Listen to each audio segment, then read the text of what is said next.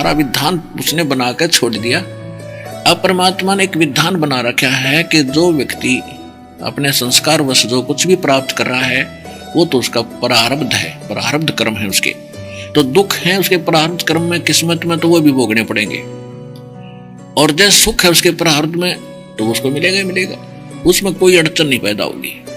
लेकिन अब प्रारब्ध में आ गया टांग कटेगी तो कटेगी, प्रारब्ध में लिखा आंखें फूटेंगी, अंधा हो गया, प्रारब्ध में लिखा कि कैंसर होगी, होगी, भोगो अपनी।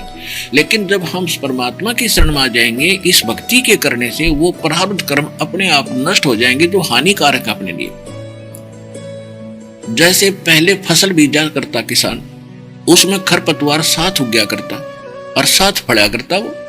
लेकिन अब एक ऐसी आविष्कार हो गया है, एक ऐसी औषधि का कि फसल में वो डाल दी जाती है औषधि, तो घास ने खरपतवार को तो नष्ट कर देती है, फसल को हानि नहीं करती, वो शेष बच जाते हैं। तो पहले यह औषधि थी नहीं तो हम 50% से भी कम लाभ उठा रहे थे, और अब यह औषधि बन गई है तो कणक कणक हमें प्राप्त होती है, घास जड़ जाता है, वो खरपतवार नष्ट हो गए। इसी प्रकार ये औषधि परमात्मा ने पहले आविष्कार करके धर रखी थी, ये हमारा हाथ ही लगी है दास का इस पृथ्वी पे, किस ब्रह्मांड में।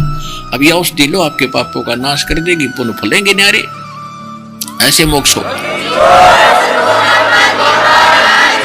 तो ऐसे मोक्ष होगा यू, जब तक पाप नाश नहीं होंगे हम आगे कैसे बढ़ेंगे? भोग यहाँ दोनों का भोगना पड़ेगा। फिर लास्ट में हमने पुण्य और पाप का यही हिसाब करना